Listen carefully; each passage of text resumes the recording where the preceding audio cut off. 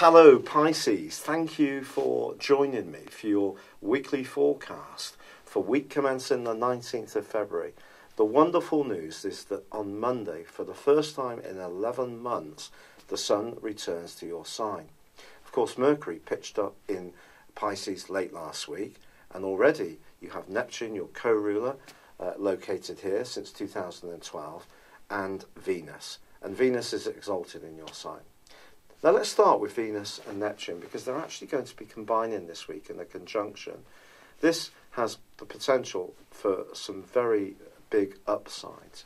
If you're interested in spirituality or personal development or meditation or very peaceful settings, or you're a very creative person, you have a strong need to be artistic, this combination is absolutely fantastic. It can really bring these qualities to the fore and see you embrace these things in a very powerful way. If we think about it, Venus attracts stuff to us. Neptune is dreamy, of course, but it's also about finding compassion in our relationships, potentially. So for you, it could be that you will take the initiative to help someone or set something in train which helps you to cast your individuality in a more powerful and potent way. And the Sun, of course, is going to help you to do that.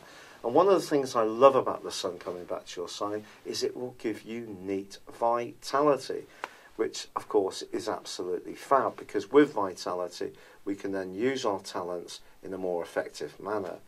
So the first couple of days of this week, I think you've got an opportunity to take a firmer grip on your life direction.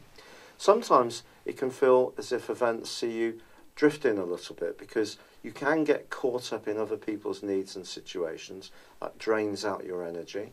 Or sometimes your own focus can get a bit blurry. Now this week is the chance to be much clearer about what you want to achieve. But that combination with Venus and Neptune, marvellous as it is, does have some potential downsides. You could think, for example, that you're going to give yourself a wonderful makeover, and that can be another upside to add to the list. But on the downside, these two can be very distorting, especially when it comes to relationships. So if there is somebody you're really keen on but don't know very well, I think the message really is proceed cautiously. However, the two are also angling to Mars. And Mars is in the highest point of your horoscope, the midheaven, which is very much to do with your interactivity with the wider world, with your boss, with people in positions of authority. It's to do with your own sense of responsibility too, and also potentially about property or your relationship with your parents. And this right angle suggests that your desire to get ahead in the world could be tempered by a little bit of unreality. I'm sorry if that sounds a little bit tactless. I don't mean it to be, because we can all suffer with unreality, especially me. But what I'm saying here is that the more spiritual side of your nature is being combated by the side of you that really wants your voice and your talents to be heard. Mars in the 10th house can be very good for us, but it also is a square to where you are at the moment. So the square with Venus and Neptune means that your energies might not be quite as well balanced as you would like. So if you try too hard to achieve some kind of acclaim or recognition, other people may question where you're coming from. You need to be very clear about your plan of action, in essence.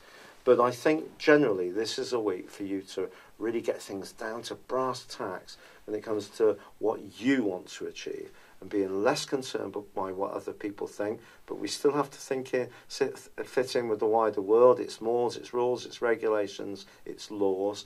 We can't go against that. So wherever you are, there's still going to be politics and demands, despite the most spiritual side of your nature, and also the most active and driven side of your nature, very much to the fore as well. Now, as this week draws to a close, there is a quarter moon. That can see someone in your family being a bit of a damp squib and questioning some of your plans, or not showing total enthusiasm for some of your ideas. You're going to have to stand strong. Sometimes in life we have to do what's right for us, even if there are other people we want to please, keep happy, love, And this is one of those weeks where you're entering the period of the year now. It's about new beginnings, revitalising the things that are really important to you. And it's about investing in your creativity and your imagination, but at the same time staying mindful of what's expected of you. It's been a real pleasure being with you. I'd love it if you would subscribe if you've yet to do so, or like or comment on my channel. But for now, good luck and goodbye. Thank you for joining me. If you'd like to know more, please visit my website at www.patrickarundell.com or download my free app in iOS, Google or Facebook at www.horoscope-ace.com. Thanks and goodbye.